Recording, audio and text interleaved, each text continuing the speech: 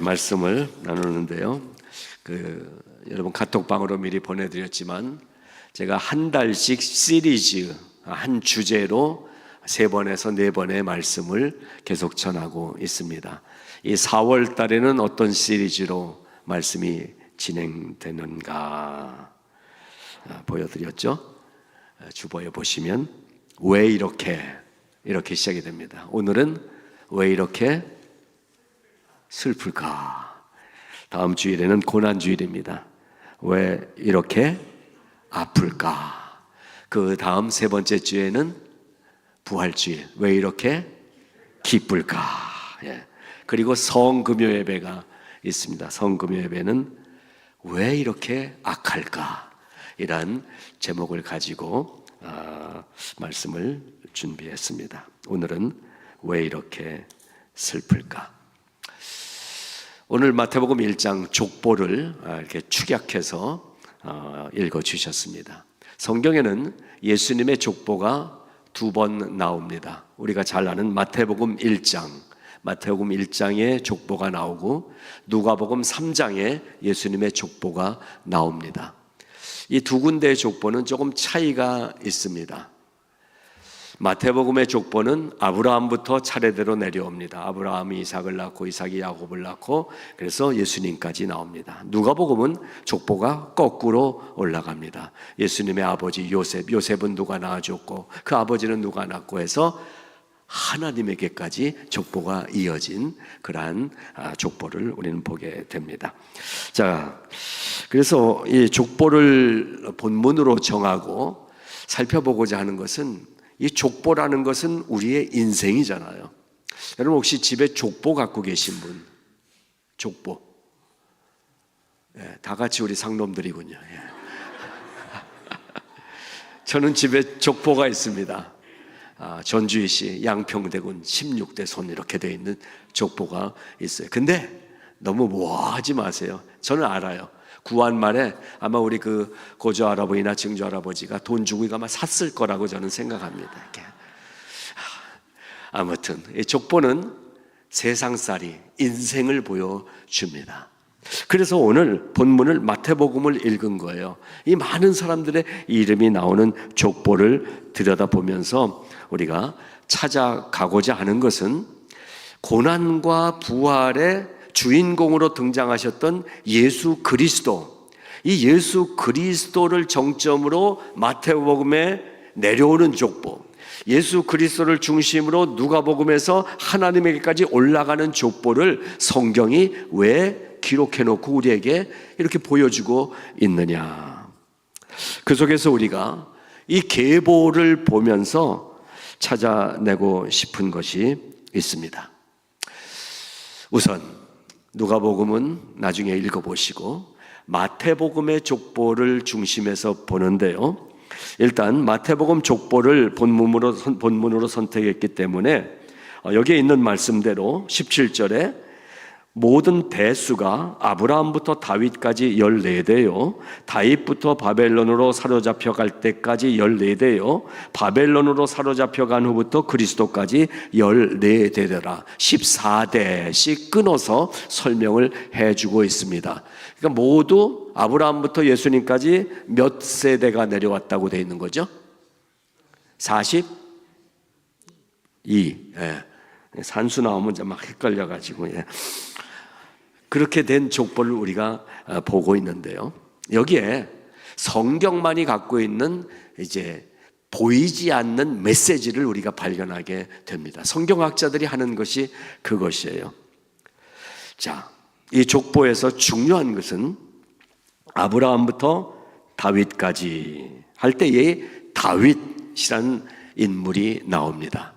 그리고 3대로 나눠서 설명하는데 사실 실제 족보와는 대수가 조금 달라요. 중간에 빠진 그 이름들이 있어요. 근데 왜 마태는 14대로 끊었는가 하는 부분도 우리가 한번 연구해 볼 과제입니다. 14. 성경은 상당히 숫자와 깊은 관계들을 맺고 있습니다. 숫자를 하나님은 상징으로 우리에게 보여줄 때가 많이 있어요. 그래서 여러분도 아시는 것처럼 세상에서도 사용하죠. 뭐 666이다 이렇게 얘기를 하죠. 그래서 성경에서는 7이라는 숫자를 완전수다라고 설명을 하고, 또 3이라는 숫자도 또한 완전수로 이렇게 설명을 하고 있습니다.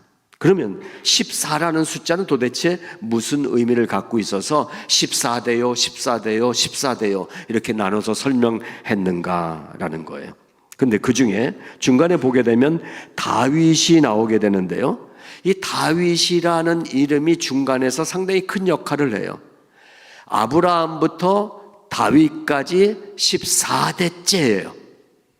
그 14의 대수를 맡고 있는 다윗이라는 다윗 왕의 이 이름이 영어로는 데이빗, 하지만 우리가 다비드라고 하죠. D-A-V-I-D. 이 다비드를 히브리어로 보게 되면 이렇게 디귿자처럼 생긴 게 있습니다. 디귿자처럼 생긴 거 맨 앞에 나오고, 이렇게 갈괭이처럼 생긴 거 하나 나오고, 다시 디귿자처럼 생긴 것이 나와요. 바로 거기에 특별한 비밀이 담겨져 있습니다. 그게 다윗이라는 이름의 히브리어예요. 히브리어인데 맨 앞에 있는 것이 이제 달레트라고 얘기합니다. 이렇게 달레트라고 돼 있고, 이렇게 곡괭이처럼 돼 있는 것을 바브라고 얘기를 합니다. 달레트, 바브, 달레트. 이게 히브리어 알파벳이에요. 히브리어의 특징은 그 글자는 A라는 아라고 발음한다는 이러한 영어의 단편적인, 또 우리의 기억하면 기억이라는 것처럼 문자로만 해석되는 것이 아니라 히브리어의 특징 중에 하나는 모든 알파벳 문자가 숫자를 갖고 있다는 것입니다. 그래서 지금 우리가 본 D라는 이 알파벳은 히브리어에서 달렛, 숫자가 몇이냐? 4.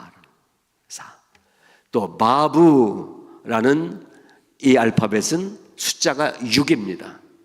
그러니까 다시 달렛이 나오니까 4, 6, 4. 이 다윗이라는 이름에서 사용된 알파벳을 숫자를 4, 6, 4 합하니까 14가 나오는 거예요. 이건 이제 성경학자들이 이렇게 연구해서 알려주는 거기 때문에 뭐 이거에 대해서 너무 고민하지 않으셔도 됩니다. 중심은 뭐냐?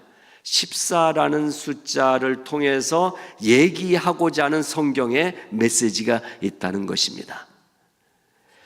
그 중에 다윗이라는 이름이 또 그 의미를 갖고 있다라고 했을 때, 14라는 의미를 갖고 있다고 했을 때, 결국 아까 말씀드린 것처럼 족보가 얘기하는 중심 인물은 누구예요? 아브라함입니까? 예수예요. 예수 그리스도. 그래서 이 예수 그리스도를 집중해서 보여주기 위한 이 14대에서 14라는 의미를 가진 다윗이라는 이름이 그 중앙에 딱 자리 잡게 한 것은 예수 그리스도는 왕으로 오신 분이다라는 것을 선포하는 메시지가 숨어 있는 거예요. 그 14대씩 이어지면서 왕으로 오셨다라는 것과 동시에 여기에는 6명의 여자 이름들까지 포함해서 왕의 이름도 나오고 평범한 사람도 이름도 나오고 이방인의 이름도 나옵니다. 이것은 무엇이냐? 예수 그리스도는 모든 사람을 위해 오신 구세주이시다는 거예요. 왕만이 아니라, 이방인만이 아니라, 여자만이 아니라, 남자만이 아니라 모든 인류를 구원하러 오신 분이 예수 그리스도라는 이 숨겨진 메시지를 가진 족보라는 사실을 이해하시고 이 말씀을 읽어보시기 바랍니다. 특별히 이 마태복음의 족보는 사람의 족보로 이어지는 것 같지만 더 많은 사람의 이름이 들어가야 되는데 대수가 14를 맞추기 위해서 잘라낸 거예요. 이것은 육체적 혈통의 족보가 아니라 영적 혈통의 족보를 보여주고 있다는 메시지인 것입니다. 메시아이신 예수 그리스도가 오시기 위해서 진행되고 있는 하나님의 플랜을 보여주고 있는 것입니다. 그래서 이 마태복음 1장을 오늘 우리가 본문으로 읽었기 때문에 조금 이게 신학적인 얘기들을 설명을 드린 것입니다. 자, 그런데 결국 예수님의 십자가와 부활의 절기를 지내는 이 한 달 동안 우리가 이 족보로부터 얘기를 시작하고자 한 이유는 무엇인가? 족보 안에 등장한 이 수많은 사람들의 인생 속에 무엇이 담겨 있었는가? 아브라함도 아픔의 시간이 있었어요. 이삭도 고통의 시간이 있었어요. 사람은 누구나 다 기쁠 때가 있고 슬플 때가 있고 괴로울 때가 있고 즐거울 때가 있고 일이 형통할 때가 있고 막혀버릴 때가 있고 그런 인생들을 살아가고 있는데 결론은 뭐예요? 결론은 예수 그리스도다. 이것을 족보에서 먼저 확인하고 오늘은 특별히 슬픔의 이야기 속에서 우리 인생에 찾아오는 슬픔의 이유가 뭔지, 왜 나는 눈물 흘린 인생을 살아야 되는지, 이런 슬픔의 이야기들을 내 속에서 찾아보면서 결론이신 예수 그리스도에게로 도착하면 이 슬픔이 어떻게 변하는 것인가를 확인해 보고자 하는 것입니다. 그래서 첫 번째, 모든 사물은 슬프다, 이란 제목을 지어봤습니다. 인간만이 아니라 동물들도, 약육 강식의 세계를 살아가는 동물들도 동물의 왕국 보면 너무 슬프더라고요. 잘 뛰어놀고 하다가 옆에서 사자가 달려들든지 하면 아무 힘 못 쓰고 그냥 잡혀먹는 모습들, 슬픈 인생이 아니라 그건 뭡니까? 양이 잡히면 양생이고 하여튼 어쨌든 그러한 게 우리 인간도 그렇잖아요. 결국 모든 사물은 슬프다라는 전제가 인생이 가진 바뀔 수 없는 주제인 것 같아요. 좋을 때도 있지만 힘들고 슬플 때도 상당히 많은 시간을 우리는 보내왔습니다. 그래서 오늘 첫 이야기를, 이 글을 한번 다시 나누고 싶었어요. 81년 이전에 한국에서 중학교를 다닌 분들은 이 수필을 알고 계실 것입니다. 전교조라든가 이런 좀 불순한 성향의 교사들이 학교에 막 들어오기 얼마 전까지 이 수필은 국어 교과서에 있었어요. 근데 81년도에 이 수필이 국어 교과서에서 빠졌다고 합니다. 여러분도 잘 아시는 안톤 슈낙의, 와, 역시 김명식 장로님, 우리 문학성이 통해요. 우리를 슬프게 하는 것들이라는 수필이 있습니다. 안톤 슈낙은 독일의 당대에 이렇게 그 많은 좋은 시들을 쓴 시인입니다. 이분이 좀 시골의 학교 선생님도 하고 이랬던 분이에요. 근데 우리를 슬프게 하는 것들이라는 이러한 글을 썼어요. 거기서 얘기하는 것은 우리를 슬프게 하는 것들이 뭔가, 또 우리를 슬프게 하는 여러 모습들이 있는데 그건 또 뭔가, 우리를 슬프게 하는 여러 사물들의 모습은 이런 게 아닌가, 또 삶에서 느끼는 다양한 슬픔의 모습들은 이런 것들이 아닐까라고 이 시인이 느낌을 써놓은 글입니다. 오늘 집에 가셔서 인터넷에서 한번 찾아서 전문을 한번 읽어보시기 바랍니다. 지금 이 시간에는 조금만 발췌해서 이 시를 잠시 들어보시기 바랍니다. 특별히 낭독 전문 아나운서를 초청했습니다.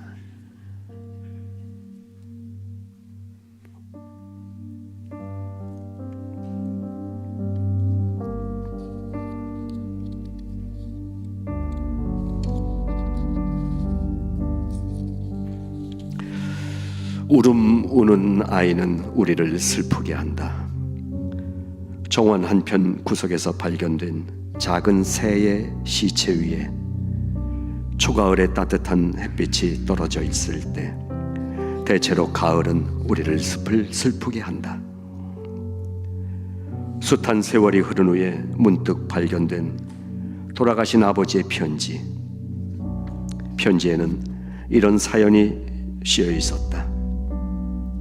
사랑하는 아들아, 네 소행들로 인해 나는 얼마나 많은 밤을 잠 못 이루며 지새웠는지 모른다. 아, 대체 나의 소행이란 무엇이었던가? 하나의 치기 어린 장난? 아니면 거짓말?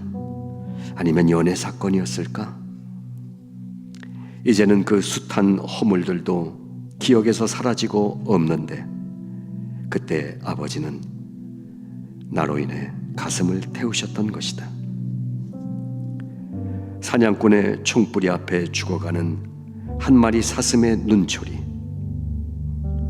자스민 향기. 이 향기는 항상 나에게 창 앞에 한 그루 노목이 섰던 나의 고향을 생각하게 한다. 공원에서 흘러오는 은은한 음악 소리, 꿈같이 아름다운 여름밤, 누구인가 모래에 자갈을 밟고 지나가는 발소리가 들리고 한 가닥의 즐거운 웃음소리가 귀를 간지럽히는데, 당신은 여전히 거의 열흘이 다 되도록 우울한 병실에 누워있는 몸이 됐을 때, 또 달리는 기차 소리 또한 우리를 슬프게 한다. 하지만 우리를 슬프게 하는 것들이 어찌 이것뿐이랴. 온 6월의 장례 행렬, 가난한 노파의 눈물, 거만한 인간, 바이올린의 색과 검정색, 회색의 빛깔들, 이런 색깔들을 바라볼 때, 또 둔하게 울려오는 종소리, 징소리, 바이올린의 높은 고음 소리, 가을밭에서 보이는 연기, 산길에 흩어져 있는 비둘기의 깃털, 자동차에 앉아있는 출세한 부녀자의 좁은 어깨, 굶주린 어린아이의 모습, 철창 안으로 보이는 죄수의 창백한 얼굴, 무성한 나무 위로 내려앉는 하얀 눈송이, 이 모든 것 또한 우리의 마음을 슬프게 하는 것이다. 설교 시간인데 좀 길게 읽어드렸습니다만, 저는 지금도 이 우리를 슬프게 하는 것들이라는 수필을 읽으면 눈물이 날 때가 있습니다. 제가 우울증세가 있는 게 아닌데도 하나님이 저에게 주신 이 감정선 안에 이런 글이나 때로는 멜로디가 아주 마이너로 진행되는 소리를 들을 때 슬픔을 느낄 때가 있습니다. 저는 그렇습니다. 여러분은 어떠세요? 언제가 슬픕니까? 언제 슬픔이 느껴져 옵니까?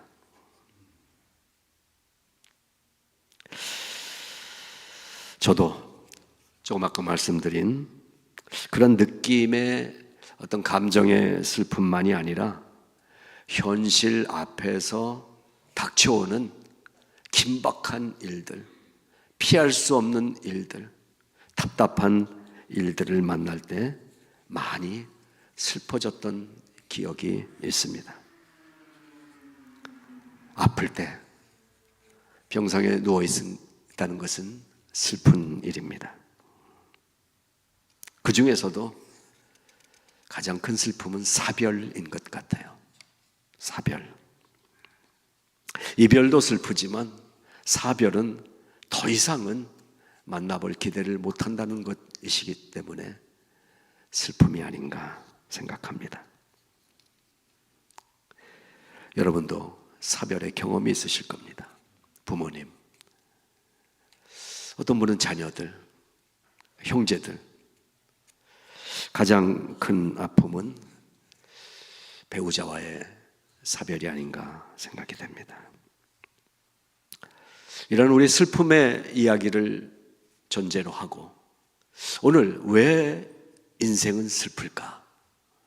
이 질문을 던지면서 이제 성경에서 답을 찾아보고자 합니다. 인생은 왜 이렇게 슬플까? 이 질문에 대한 성경의 첫 번째 대답을 찾아봅니다.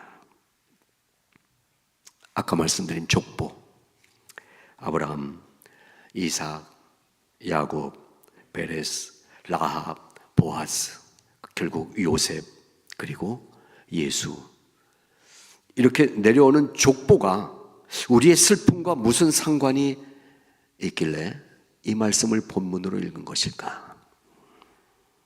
16절, 야곱은 마리아의 남편 요셉을 낳았으니 마리아에게서 그리스도라 칭하는 예수가 나시니라. 이 족보가 아니면 이 세상에서 우리가 만나는 어떤 슬픔도 해결할 방법이 제 인생에 지금까지는 없었어요. 시간이 약이겠지요. 물론 시간이 조금 답은 돼주지만 근본적인 해결은 안 되더라고요. 그런데 우리는 오늘 이 족보를 읽으면서 예수가 나시니라, 이것이 우리의 첫 번째 해답이더라고요. 우리 육신의 인생이 사별의 슬픔을 통과하면서 도착해야 하는 곳은 안타까움, 절망, 갑갑함이 아니라 예수 그리스도라는 사실을 찾아내시기 바랍니다. 14대, 14대, 14대에 이 하나님의 놀라운 구원의 플랜이 도착한 곳은 예수 그리스도였다는 사실을 기억하시기 바랍니다. 우리가 귀신이 아니잖아요. 그리고 우리가 어떤 감정이 없는 물체가 아니잖아요. 육신이에요.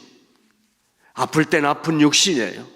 슬플 땐 슬플 수밖에 없는 육신이에요. 그런데 하나님이 주신 선물은 이 제한된 감정이라는 것에 묶이고 슬픔에 쌓여버릴 수밖에 없는 이 육체 속에 마태복음의 족보 속에 예수 그리스도의 이름을 주신 하나님이 우리 인생 속에 예수 그리스도의 이름을 주셨다는 사실을 발견할 때 슬픔이 해결된다는 사실을 믿으시기 바랍니다. 하나님이 주신 이 절망의 소식과 소망의 소식 두 가지. 하나님은 먼저 절망의 소식을 주셨습니다. 너는 죄인이다. 죄 때문에 너는 죽는다. 이것이 하나님이 우리 인류에게 던지신 절망의 소식입니다. 우리가 아무리 신나게 살아도 마지막 죽는 순간 이 죄 때문에 죽음으로 끝나버릴 수밖에 없다는 사실 앞에서 우리는 절망합니다. 그런데 거기에 내 인생에 내 족보 속에 예수 그리스도가 들어오신 거예요. 우리의 결론은 죽음이 아니라 죽음 후에 사흘 만에 부활하신 예수 그리스도의 이름이 우리 인생 속에 들어오셨다는 사실입니다. 이것이 우리에게 주신 최종의 기쁨을 선물로 주신 하나님의 은혜의 선물인 것이라는 것을 말씀드린 것입니다. 그러니까 여러분, 요새는 괜찮으세요? 밤마다 혼자 울고 계신 분 계시나요? 슬픔은 순간순간 찾아오잖아요. 어떻게 견디고 계십니까? 예수 그리스도를 만나는 것입니다.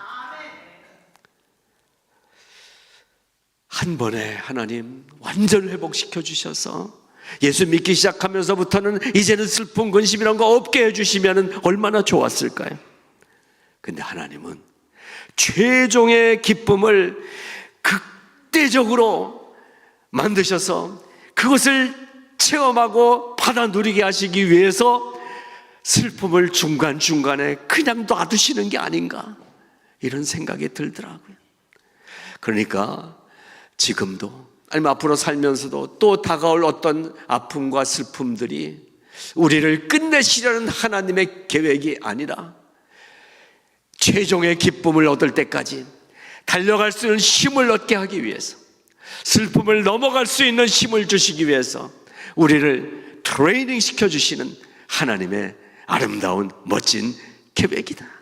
비실비실 사는 게 아니라 순간순간 다시 힘을 얻고 걸어갈 수 있는 새 힘을 주시면서 훈련해 주시는 방법으로 때로 이길 수 있는 힘, 이 슬픔을 허락해 주신 것이다라는 사실을 저는 이 족보 속에서 오늘 첫 번째 슬픔의 이유에 대한 해답으로 찾아낸 것입니다. 시험은 계속 올 것입니다. 아픔은 계속 올 것입니다. 그러나 성경은 분명하게 말씀합니다. 사람이 감당치 못할 시험 당함을 허락하지 아니하시고 시험 당할 즈음에는 또한 피할 길을 내사 너희로 능히 감당케 하시느니라. 예수 그리스도의 결론의 이름 때문에 감당케 하실 줄로 믿습니다. 두 번째, 왜 이렇게 슬플까? 오늘 본문을 통해서 제가 찾아낸 두 번째 답을 유명한 팀 켈러 목사님이 이미 그 답을 또 찾아서 책에 써놓으셨더라고요. 이렇게 써놓으셨어요. 마태복음은 Long a time ago there lived Abraham 이라고 시작하지 않습니다. 이 족보의 이야기는 아주 먼 옛날 어느 유대인 가문의 족보 이야기가 아니라 오늘도 살아있는 생명의 우리들의 이야기입니다. 이렇게 써놓으셨더라고요. 그렇습니다. 딩켈러 목사님이 그 말에 이어서 써놓은 진정한 슬픔은 그리스도인이 흘리는 기쁨의 땀이다 라고 멋지게 마무리를 해놓으셨어요. 저나 여러분이 오늘도 갖고 있는 뭔가 슬픔이 있다면 그것은 사실 눈물 흘리는 슬픔이 아니라 마지막에 얻을 기쁨이, 그 기쁨을 얻기 위해서 땀 흘리는 기쁨의 땀이다 라는 것입니다. 슬픔을 슬픔으로 받아들이지 마시고 그 속에 조용히 숨겨져 있는 기쁨을 찾아내는 발견의 기쁨으로 살 수 있기를 바라는 것입니다. 저도 아까 읽어드린 안톤 슈낙의 정서가 저를 이끌 때가 많이 있지만 돌아보면 제가 쓴 슬픔의 어떤 감성의 시나 글들도 결국은 슬픔이 주제가 아니라 이미 제가 만난 예수 그리스도로 인한 기쁨, 그 기쁨의 깊은 곳을 찾아 들어가서 썼던 글인 것을 확인할 수가 있었습니다. 완성된 기쁨이 우리에게 있는데 왜 그리스도인에게도 슬픔이 찾아올까? 그것은 제 경우를 볼 때 이 이유 때문입니다. 믿음이 약해질 때, 저의 약한 믿음 속에 절망이 찾아오더라고요. 제가 하나님에 대한 신뢰가 뭔가 좀 하나님 왜 안 해주세요? 라는 이런 마음으로 가득 찰 때 저에게 언제나 와서 도와주시라는 좌절감이 저를 채워버리더라고요. 낙심이 슬픔이 나를 채워버리더라고요. 하나님은 그런 제 가슴에 위로와 소망의 빗줄기를 비춰주곤 하시더라고요. 여러분의 인생도 분명히 그랬을 것입니다. 주님이 빛을 비춰주셨을 거예요. 단지 그때 졸았든지 잤겠죠. 주님은 우리가 슬픔의 눈물 속에 엎어져 있는 것을 원하지 않습니다. 시험을 실패했을 때, 어떤 분은 사기에 피해를 당했을 때, 누군가로부터 협박을 당할 때, 누가 나를 오해했을 때,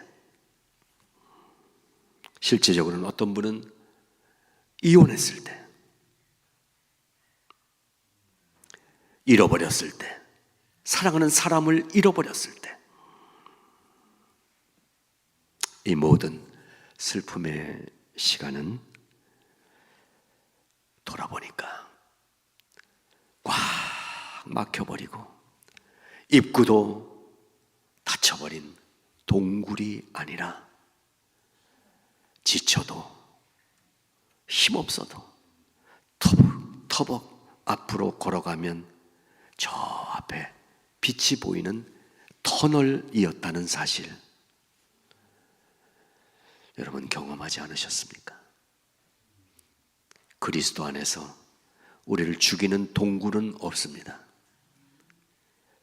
그래도 시험을 감당하며 시험을 이기며 한 걸음씩이라도 터벅터벅이라도 걸어가면 저 앞에 뚫려있는 밖으로 나가는 빛이 들어오는 출구가 보이더라는 것입니다. 터널 속에서 동굴을 경험은 합니다. 그러나 사실은 동굴이 아니라는 것이 중요하잖아요. 예수 그리스도를 만나지 못하면 동굴입니다. 동굴이에요. 캄캄해요. 근데 예수 그리스도를 만나고 걸어가는 인생은 동굴 같은데 언제 끝나나, 이렇게 끝나는 거 아닌가. 그러나 가보십시오. 빛이 오는 것입니다. 두 번째, 제가 왜 이렇게 슬플까 해서 찾아낸 답도 역시 첫 번째 찾아낸 답과 유사합니다. 슬픔은 나의 것으로 주신 것이 아니라 나의 기쁨을 더욱 충만케 하시려고 주신 디딤돌들이었다라는 것입니다. 슬픔을 두려워하지 마십시오. 슬픔 앞에 넘어지지 마십시오. 슬픔 앞에서 곡하지 마십시오. 슬픔은 딛고 지나가는 징검다리 돌들인 것입니다. 저와 여러분은 건너갈 수 있습니다. 왜냐하면 누군가 건너갈 수 있는 큰 안전한 돌들을 징검다리로 놔줬어요. 한 걸음씩 가면 되는 것입니다. 왜 이렇게 슬플까? 답은 그 징검다리를 못 봤기 때문에. 눈을 뜨고 보십시오. 우리 앞에 징검다리가 놓여져 있습니다. 훌쩍 저기까지 날아가거나 뛰어갈 수 없지만 발밑을 보면 안전하게 딛고 건너갈 수 있는 징검다리를 하나님이 놓아 주셨다는 사실을 믿으시기 바랍니다. 왜 이렇게 슬플까? 간단히 결론을 맺어드리겠습니다. 인류의 모든 슬픈 이야기들, 그 모든 슬픈 이야기를 다 모아도 비교할 수 없는 가장 큰 슬픔은 어디에 있었습니까?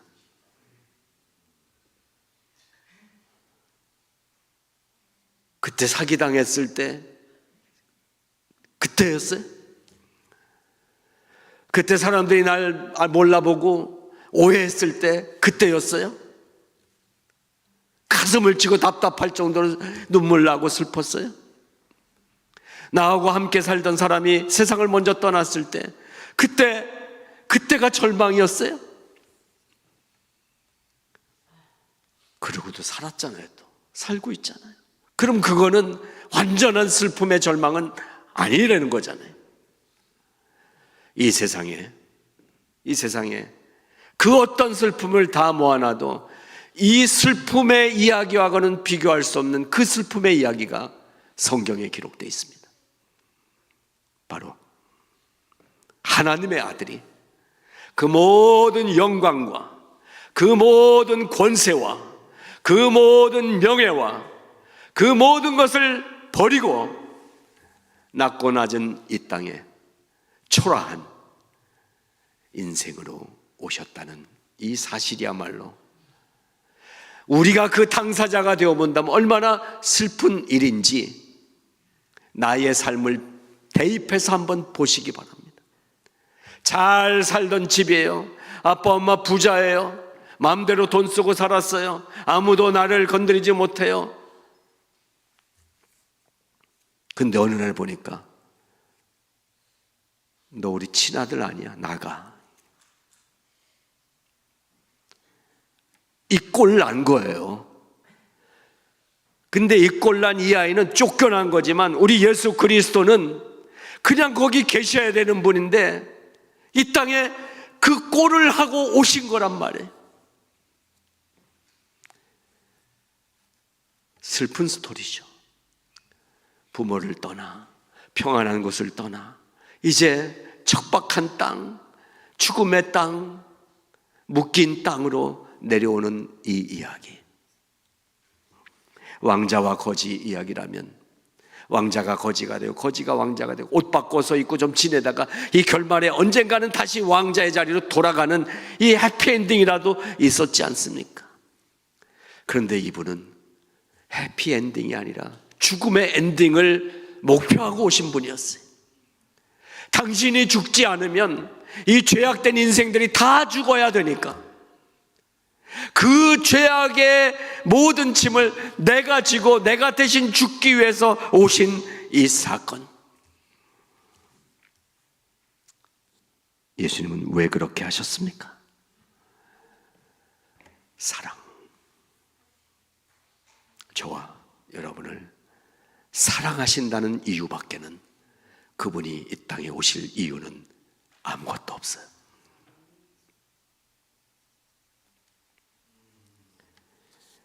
그래서 우리는 나를 위해서, 나 같은 것을 위해서 오신 이 이야기 앞에서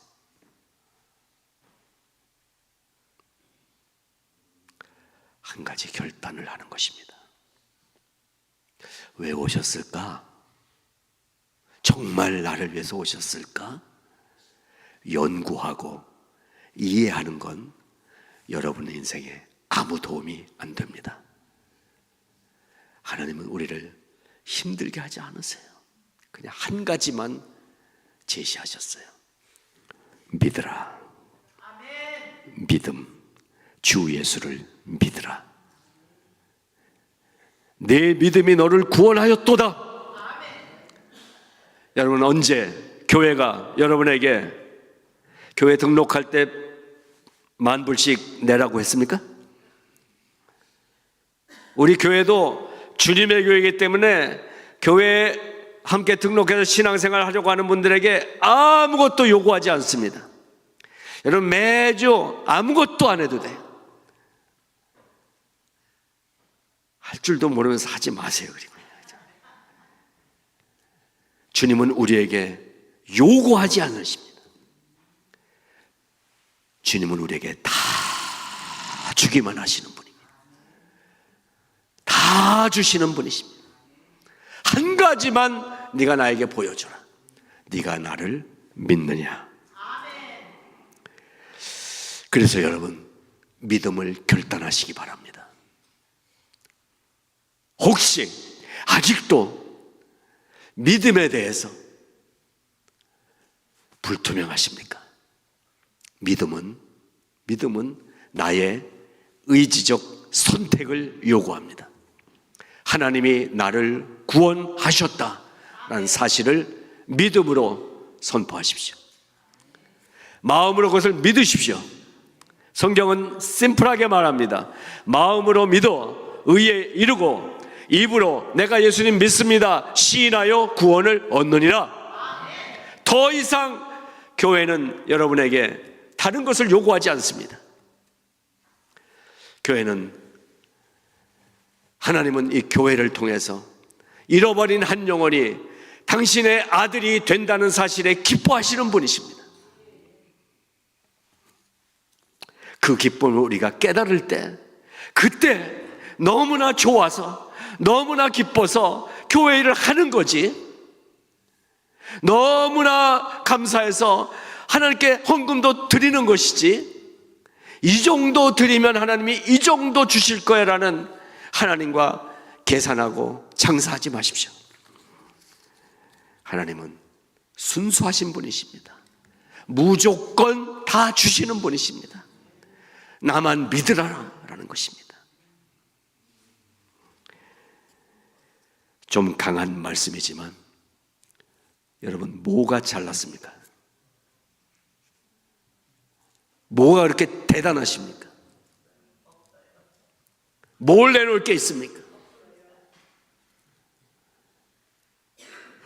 그냥 믿으라는데 나는 원래 성격이 그렇지 않아요.